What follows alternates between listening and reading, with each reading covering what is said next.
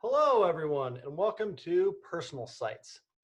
So by the end of this lesson, I hope that each and every one of you will be able to identify, let's say, at least three things that you either like in personal sites or don't like in personal sites. So what I want to do to start is let's take a couple minutes and let's just generate a list of some sites to kind of focus this conversation around. So let's do 4 minutes. I would recommend you can like Google for like awesome personal sites or something like that. You can also, like, if there's a developer you like on Twitter or something like that, you can take a look at their personal site. I have one. Um, Tons of different resources for finding personal sites, but let's generate a list of these and see if we can identify some common things, some adventurous things, whatnot. All right, 4 minutes, go.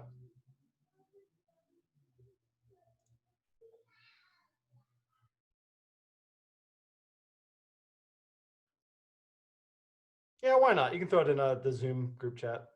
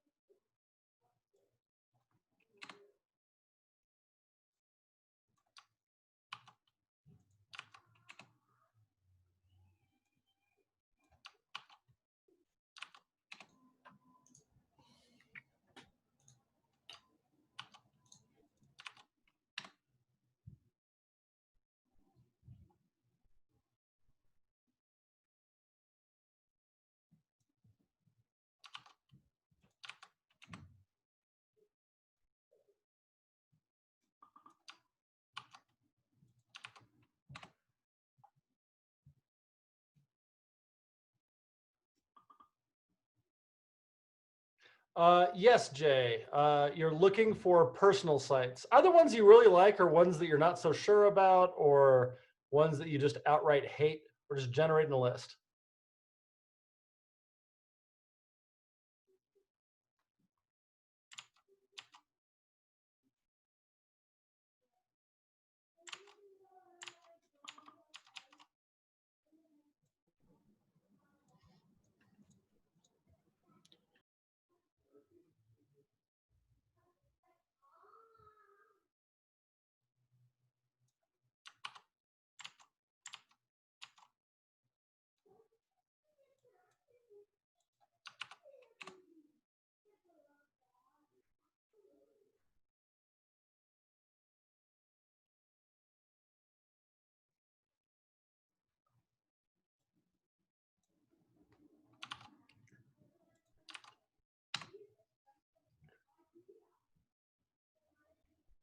Part of me really hopes that that's not Drew Bone, but Droob1.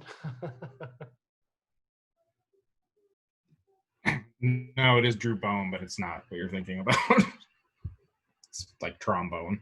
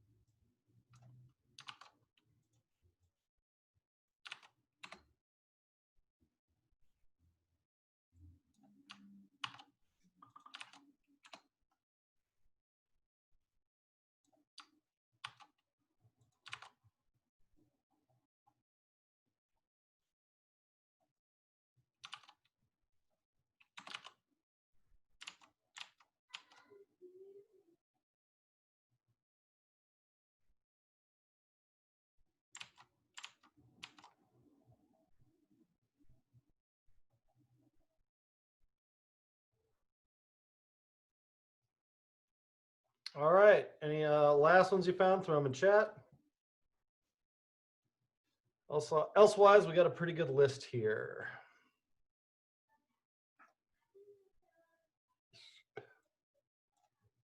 Thank you, Jack. Thank you, Gerald. Thank you, Marcos.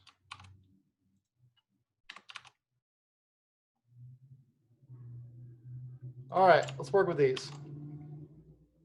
So first things first,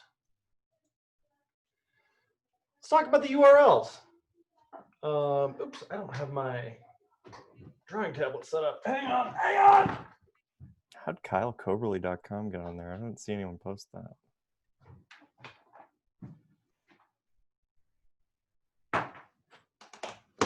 First one that Jen posted. Isn't that great?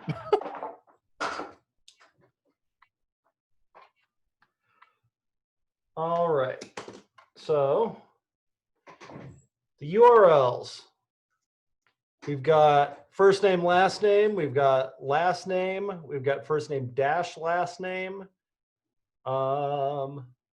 We've got first name, last name, and then some kind of like qualifier. So like Kristen Lee calligraphy.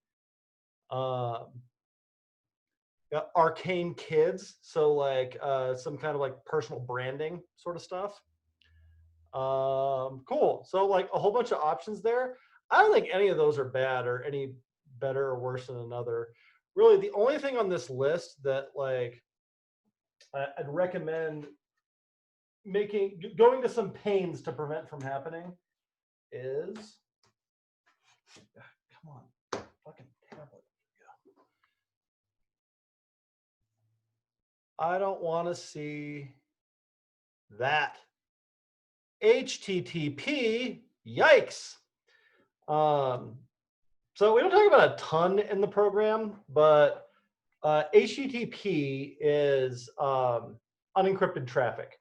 So anything that you send over HTTP, anybody else can see the entire request and the entire response, including like somebody who has control of your router, your ISP, somebody who's hacked in between your house and your ISP, anybody who's spying on your Wi-Fi network. So like if you've ever been one of those, like if you're on a public Wi-Fi network, don't log into your bank over HTTP. The reason is that if you're also on that Wi-Fi network, you can see all the traffic that's happening on that network. And if it's HTTP, you can see the username, you can see the password, all that shit you send in the body, that's wide open for anybody who wants to look at it. It's not even terribly hard to do. So HTTPS, by contrast, is end-to-end encryption of the contents of the request, not the location, which is why we don't want to use query parameters for like username and password and that kind of stuff. But like starting this year, Chrome and Firefox both like set up a bunch of red flags if you're trying to go to a site. So it'll probably look like your site isn't even there, especially like increasingly going forward. So to get an HTTPS thing for your site, you have a couple options.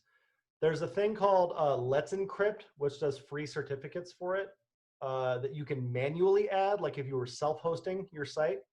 Because essentially how it works is, this is me, this is the server. We need to be able to trust that we are who we say we are. And so this thing called a certificate authority is vouching for the server. They go, hey, by the way, this server you're connecting to, that's actually Facebook. So when you see the little lock in your URL bar, they said, hey, by the way, check with my certificate authority, whom you presumably trust. And then you check with the certificate authority, go, by the way, is this actually Facebook at this IP address? And they go, yeah, totally is. They go, awesome, cool. I will securely connect with you. But there's a little triangle that happens there. And so you need to have some certificate authority that's like vouching for your server. You can do that all by hand with Let's Encrypt, or say fuck it and use Firebase or Zeit or like any of those things. They'll give you free certificates also. Cool. So next, let's take a look at some of these. So let me go to the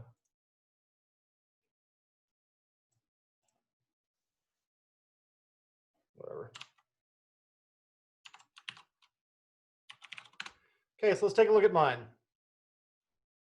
So I'm going to scroll through this. I want you to take note of features you see. Assume you didn't know me. What kinds of things would you infer based on the things you're seeing on my site? Keep it to yourself for right now.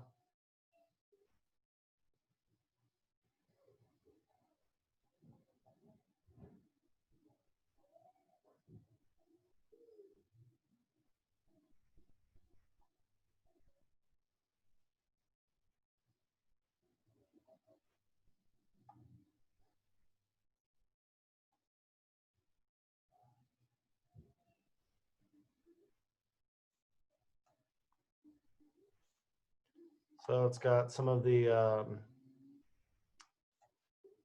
that kind of auto scroll kind of thing. And then in this section, a whole bunch of things I wrote or talks that I've given.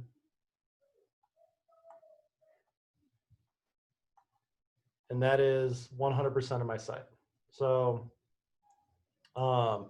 impressions you get off of the site.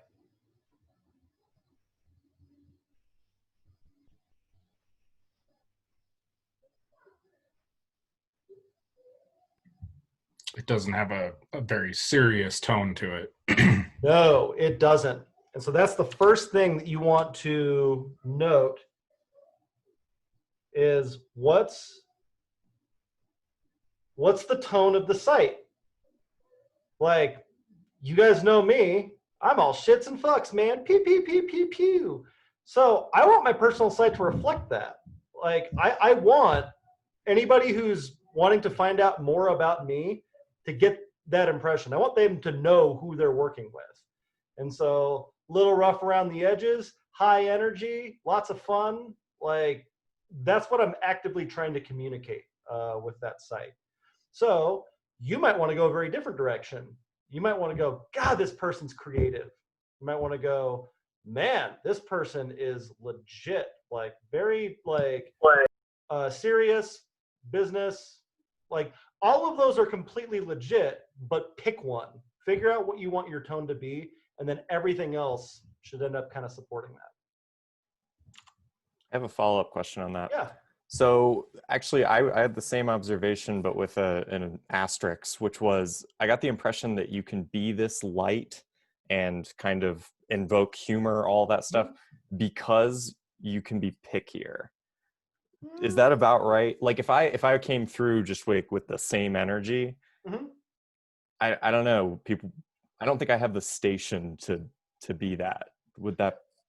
That's a fair question. I'm not sure that I agree. I don't 100% disagree with that, but some of it depends on who is this for? Who's the audience?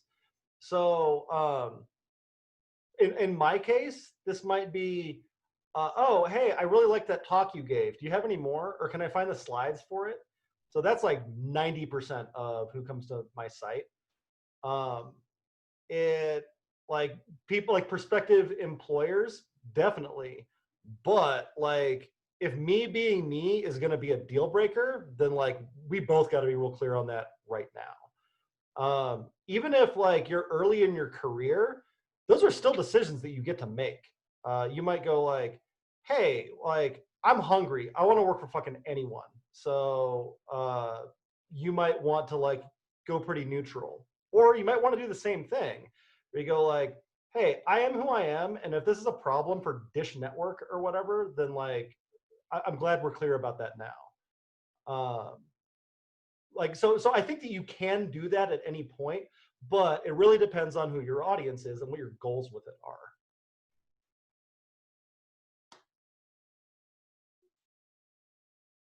And like likewise, you might also be like a pretty like fun person, but you are actively trying to communicate to Charter, Dish Network, like those kinds of things, and you want to present something that's appealing to them. That's legit also. But have in mind like who's in your in group and who should be in your out group. Because if you try to like make it all things to all people, it's just going to come out very bland, appealing to no one.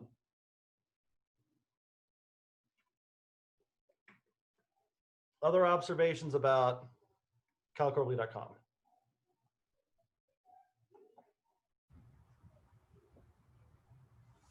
It's very confident, and it also has the writing section shows that you've got the experience to back it up. Definitely. So also intentional. Things like the background video or like that animation, they're flexes. So you can have those in there too. Like I want to immediately give off the impression that like, yeah, I can code, man. And the like having a separate writing section like is specifically about volume. That I have so many damn things on here that like, yeah, I've done this a lot. That's part of what I'm trying to communicate with this page more than even any of the individual content. And sometimes you'll see that with design agencies and stuff too, where they'll do these huge grids of like every project they've done. And in general, like that kind of stuff dilutes attention. You want to draw attention to like your absolute coolest stuff, unless what you're trying to communicate is like, oh man, have I done a lot. So if you don't have that, you probably shouldn't have a separate page with 2 fucking links on it. Just put them both on the main page. It's fine. On the other hand, if that is a thing you're trying to communicate, then that is a way to do it.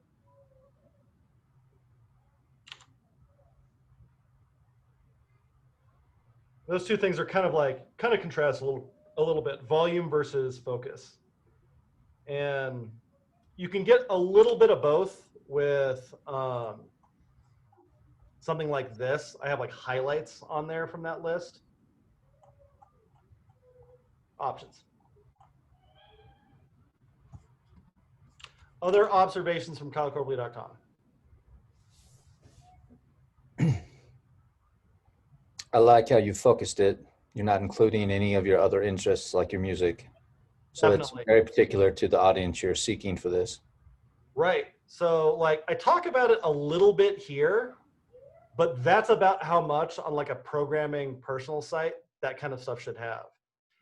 I also have kylecorley.rocks that was supposed to be my music stuff. Never happened. But if you do have like several different like professional personas like that, just make multiple sites. Any other things you notice? The copy is short and sweet. Yeah. You get right to it. Oh yeah. Like every single word counts. This is Krug's first law of UX. No, shit. I made this wrong. No, maybe it is. Krug's law.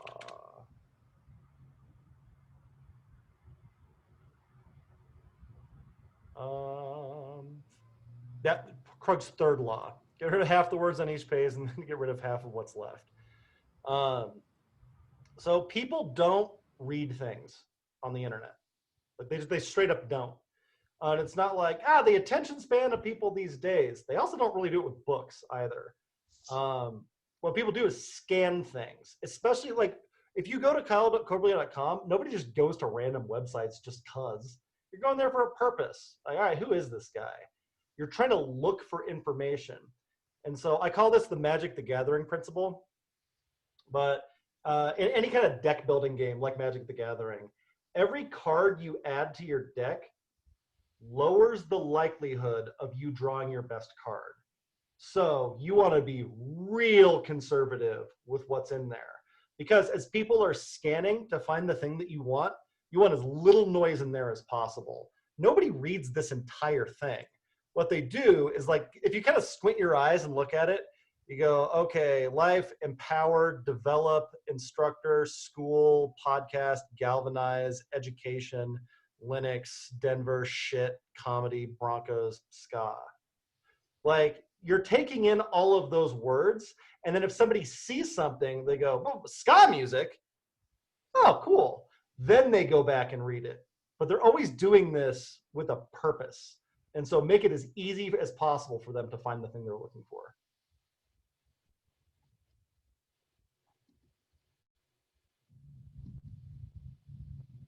Anything else?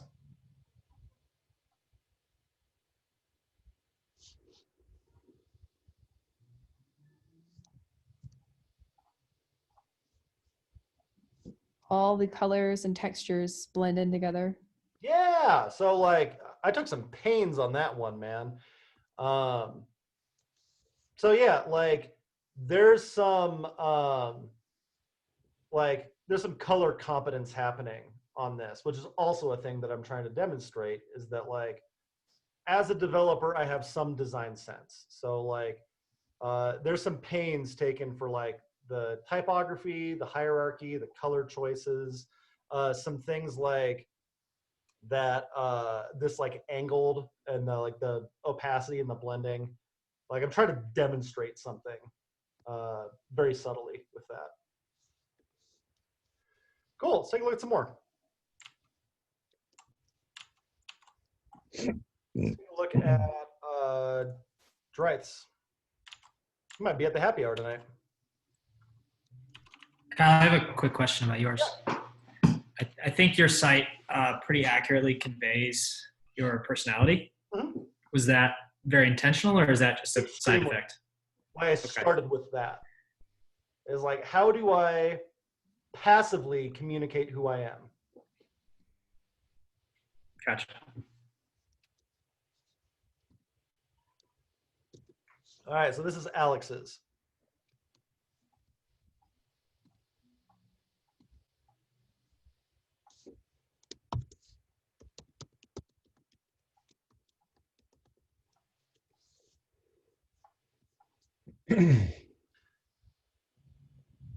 So let's start with, what are some things you see in common? Because like probably more than any two other developers in the Denver community, like Alex and I have a lot in common. So what do you see that's similar to what is on kylecoverly.com? Flexing. There's some flexing in here. Or like Alex is a very talented designer and developer. And so like you see a lot of that with like the fades between those, while all using like natural scrolling, or like, sorry, wrong choice of words, with like using the like built-in scrolling.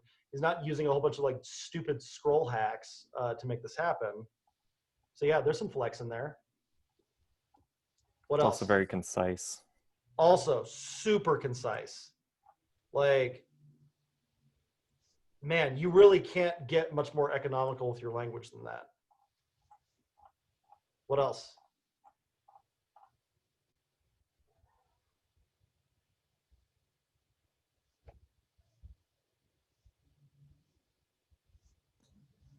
He uses color really well. Yeah, outstanding use of color on this. Especially on things like that, where like it's so perfectly complements the image. And I don't know if you can see it, that's a textured background also. Is it the same texture on all of them? Yeah, it looks like the same one.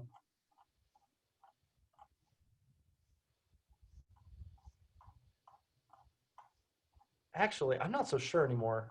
Those might be different textures too, maybe. They're similar at least. That's another like kind of flex, because if you have something like this where it's such simple lines, one of the ways that you can add a lot of depth to that is how this background kind of looks like sandpaper or something like that. Those are called noise textures. Check this out. They're literally just this, except they're like partially opaque. And so you could put colors on top of these, and it makes it look like it's got some texture to it.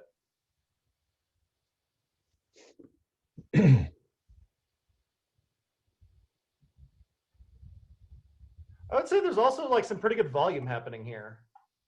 It's like, man, and also these are like pretty different kinds of projects.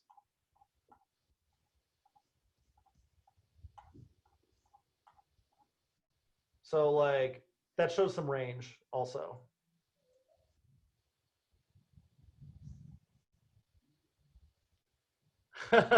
So that follows the mouse. That's pretty cool.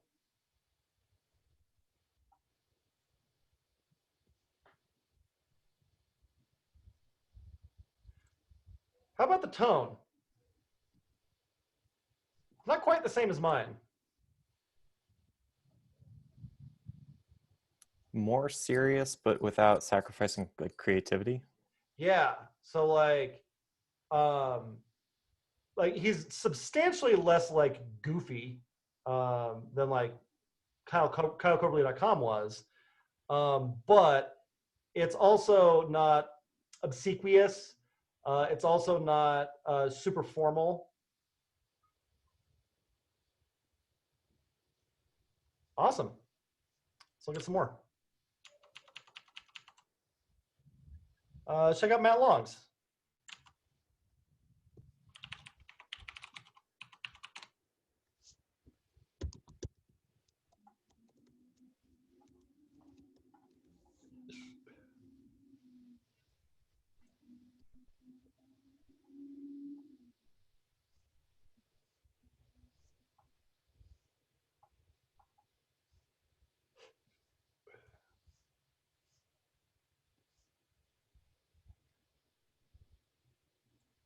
Cool. What are some things you notice about this?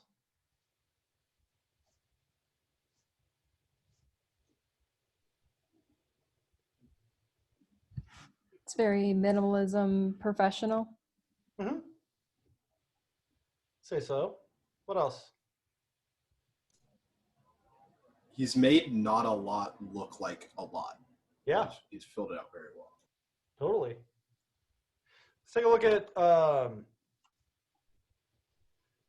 tone.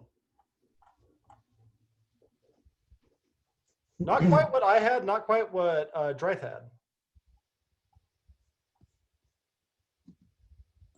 It feels more like friendly and approachable. Mm-hmm. Would agree. And also, like, I'd kind of describe this as pretty neutral.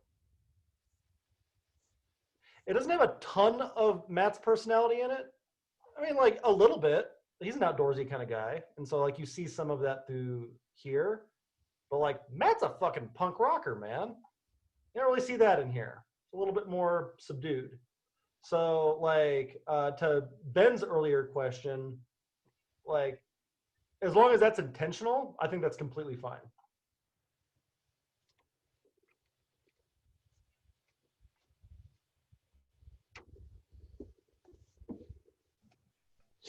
I saw a site on my phone last night and it looked great, both on the phone and like this site now. So it's responsive, and I think that's Yeah. Let's talk about that. See how this looks on a phone.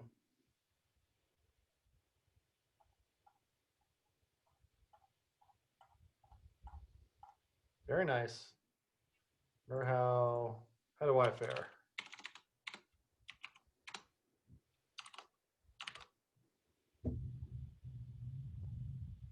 Not bloody bad. Getting that animation to work on mobile was a nightmare. Cool. Strife, how you being, baby?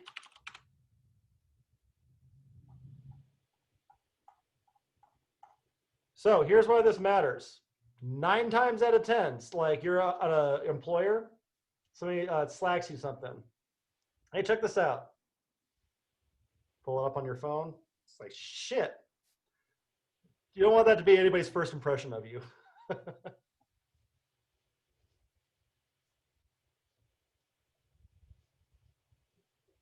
Any other impressions on Matt?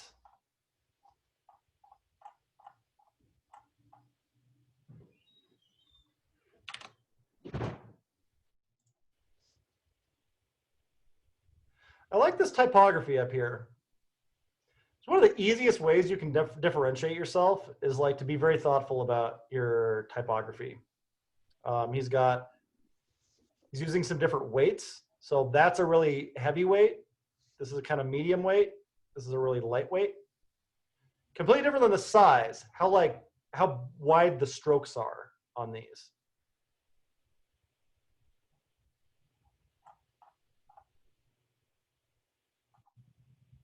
What do you think of bolding key phrases in the about? So that's a great question. So I mentioned like we're trying to go for scannability here. So like if you're looking at this, full stack developer, Scrum Master, 5 years of management experience. That said, I don't know. I would probably rework this because it's a lot like drawing a box around something in a design. It's like explaining a joke. So I would rather see less text. Like even if this only ends up being like 2.5 sentences, if these are the things that you want to draw my attention to, you can also do that by subtracting out other things.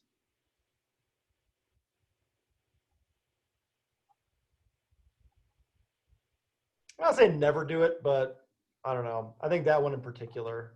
This also feels very wide to me.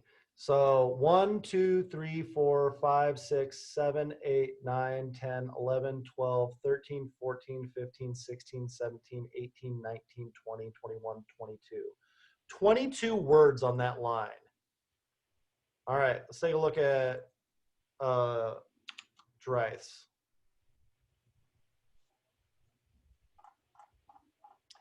We see anything on here with 22 words in a line. What about over here? 1, 2, 3, 4, 5, 6, 7, 8, 9, 10, 11, 12, 13. Half as much. We look at his resume, even there, we don't see anything with that many words on a line. You can get away with longer line widths for things that are more designed to be read, like narrative stories. For stuff that's going to be scanned like this, good targets like 8, 10, 12, somewhere kind of in there. That's sort of what you're shooting for. That's too long. Now, like, you can also affect that with size and constraining width and a whole bunch of other things. Cool. Let's look at some more. Kyle, just a second, if you can. Yeah.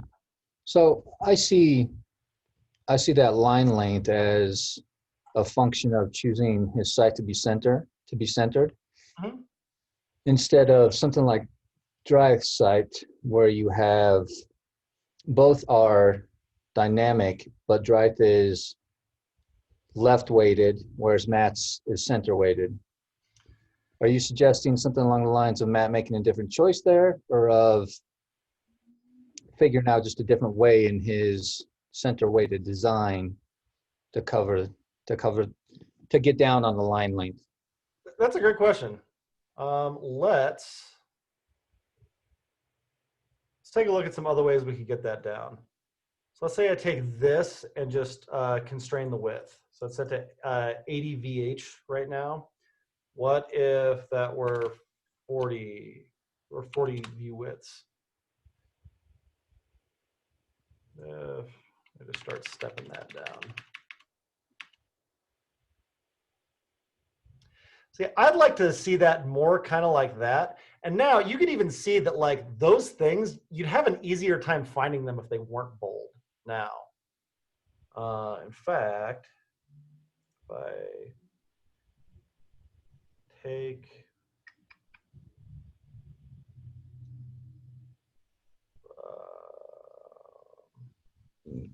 shoot, can I add a new class for strong? Font weight.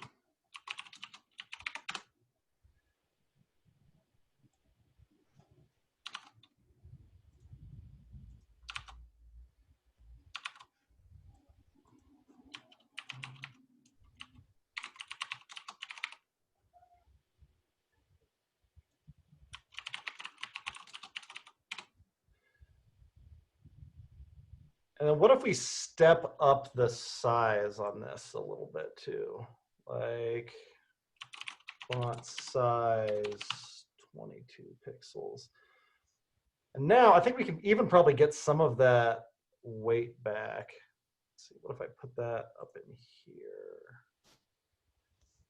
Font size.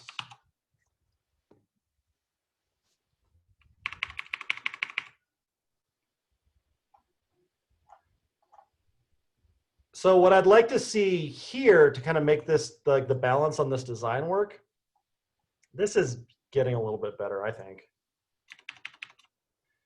is, so if he wants to go with this kind of more centered look, I broke a whole bunch of other shit. It could be centered in this, like this, including the about me, if that entire thing comes into the middle and this horizontal rule only goes to here, I think that'd probably look a little bit better.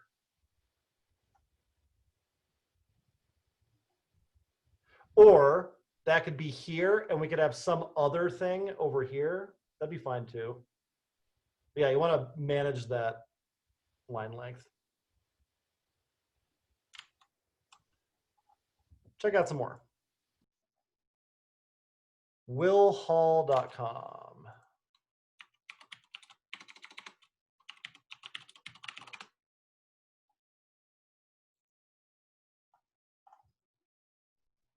Cool. This is it.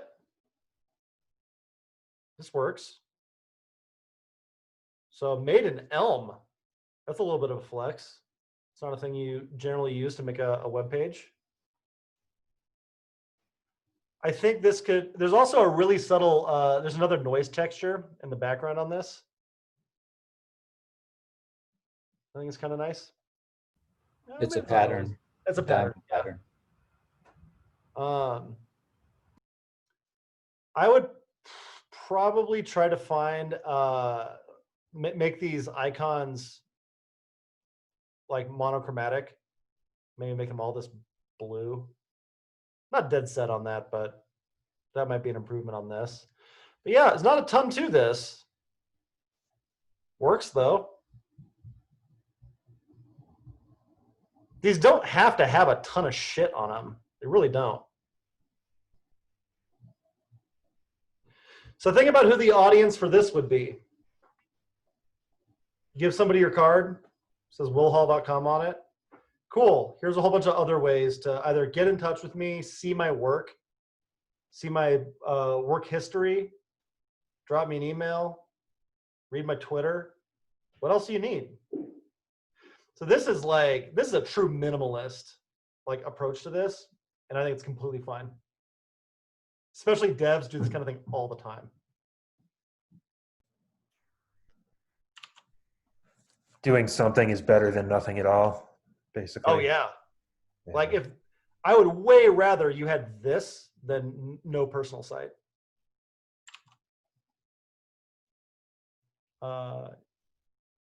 Katabura draws.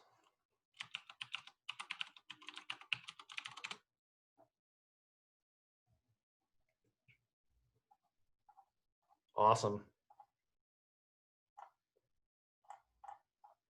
Oh, I had this conversation with somebody about personal sites earlier in the week. So this is a Squarespace site. You don't have to hand roll like your personal site. You can, especially if you want to throw some flexes in there. But like, especially if it's something like that last site we looked at, WordPress, Squarespace, I don't think there's anything wrong with that. So employers don't look down on that when they see that? I wouldn't.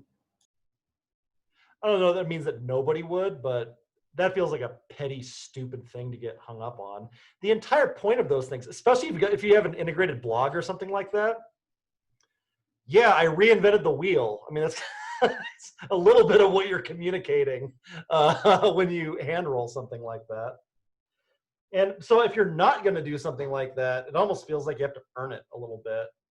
It's like, all right, what did you do that Squarespace doesn't have, WordPress doesn't have, or would be difficult to do on those? Like my little scroll animation thing, that's probably difficult to do on like a site builder kind of tool. It's not when you're doing it by hand. Something like this, though, something like that last site, I don't think there's anything wrong with using a site generator. Or splitting the difference and using something like Jekyll. Although I think Jekyll kind of fell out of favor for fucking Netlify and shit, the Jamstack stuff. But the idea with this is that like you just make some markdown documents and put them in the right folder. It's a gem that you run, and it generates a site for you. Static site. It's just HTML and CSS and stuff, but you get to write it a little bit more like you would an app. These are like generically called SSGs, or static site generators. I used one for years. Gatsby was what I was thinking of. ViewPress is what the Denver Devs website is.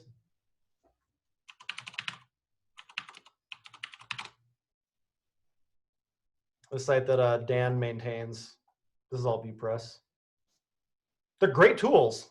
I don't think you get any points for not using them. All right, let's take a look at one more. Olivia Ztanga.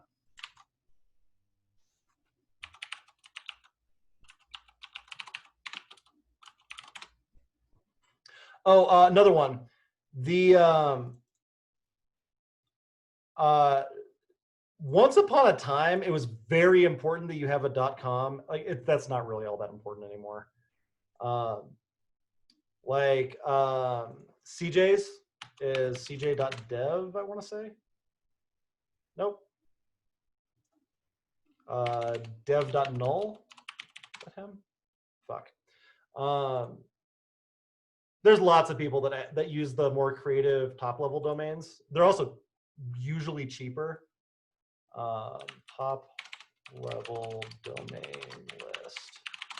So if you have like a fairly common last name, especially, and it's just like kind of not in the stars for you to get a .com, have no fear, because good gravy is there like a ton of them now. And there's like more coming out all the time too. Here we go. Here's the generic top-level domains.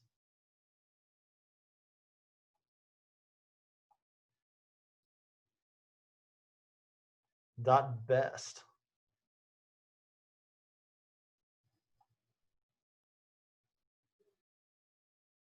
.cancer research. You have lots of options here, and like it's not $19.99 anymore. I don't think you get dinged for not having a .com.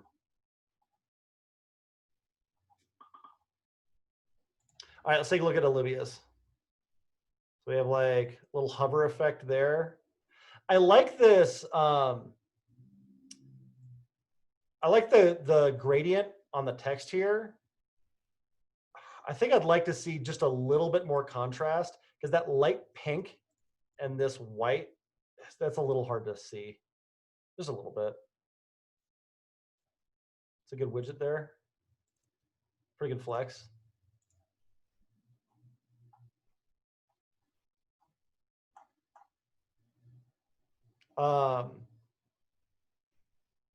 This kind of thing is like what design docs generally look like. So there's like a little bit of communication there. Yeah, this is clean as hell. I like it.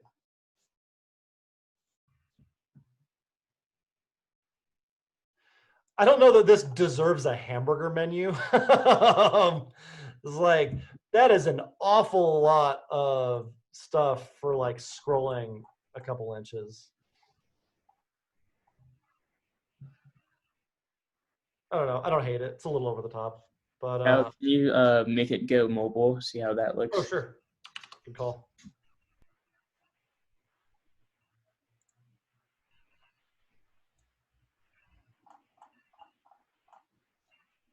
in general, like this isn't a hard and fast rule, but I kind of don't like hamburger menus on things that aren't phones. And even on phones, there's some issues with them, which is why it's way more common now to see what they call bottom navs. These things down here is if like you imagine your hand holding this, where that menu is the hardest place for you to reach with your right hand thumb, like on the entire screen. So you're seeing a lot more of those menu kinds of things go like down here, kind of like where the contact links are. Yeah, looks great on mobile.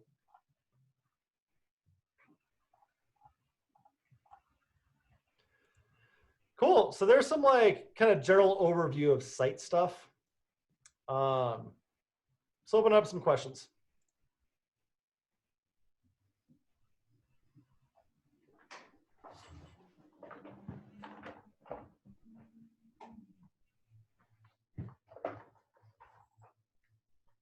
TJ, you're muted, I think. You might be trying to talk. Oh, no, I just came in here. And I'm exhausted, so I have my camera off. Questions? How crucial would you say it is to have a photo of yourself? Not. Like in my case, I have a photo on my site because like this stuff like is part of communicating my personality. There's a lot of people who like won't do it on principle. I think it's fine. There's other people who are like, hey, when you met me at a meetup, I was that guy. I think that's a perfectly reasonable reason to do it too. Can do it anyway.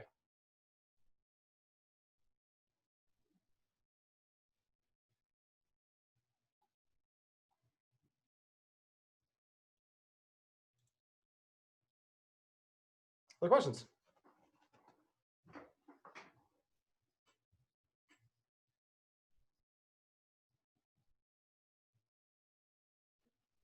So is it more important to make your personal site to be more true to you and how you are, or to professional expectation?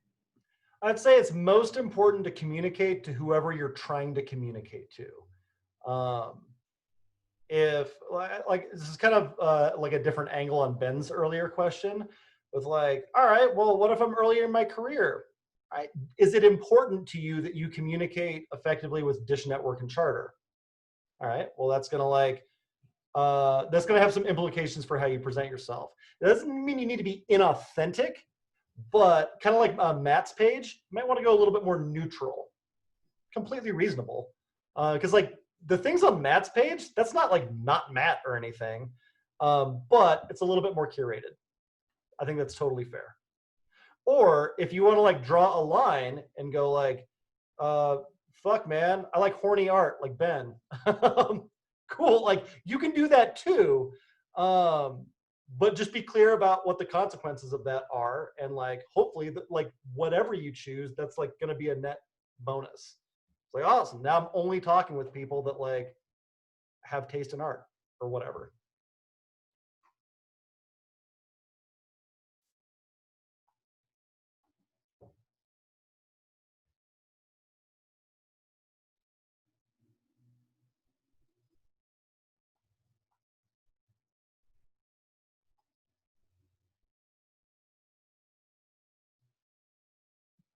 Other questions?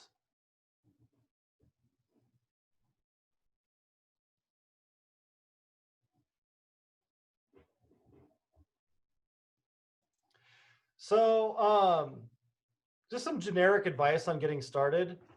Thin vertical slices. One of the easiest ways you can waste your fucking time is to spend hours diagramming out what this like masterful site will eventually be, and then not get anything else done because you're just laser focused on getting your perfect site or whatever. That one dev that we looked at, Will Hall, start there. How about just your email and some links? Like any of you can get that up in like a couple hours. Like the monochromatic palette on that, it's one color. It's like two different tints of it. It's some links. Ta-da. So start there. There's your thin vertical slice. Now, add like links to projects. And in the process of doing that, you might have to rework those links. Maybe those get built into a menu. But like this is that thin vertical slices process. Is like always have something there. The site is always done. The site always has one more thing to it. And then like that next thing that you're adding, making sure you have like, I don't know, blog posts hosted on the site or whatever you're going for on that, then that can be prioritized against like, oh shit, but I have this code challenge coming up. Or I got something that I owe my career services advisor, or I'm going on vacation, or like whatever like the next priority is, that can be prioritized individually, not like my personal site, which is huge. Like that, that personal site that like highquarterly.com right now, that took a long time. That was probably a month and a half or something that I worked on that. But I had something. Like when I started that redesign, the first page of that was up within a day, just adding little things to it each time. Cool. Last call for questions.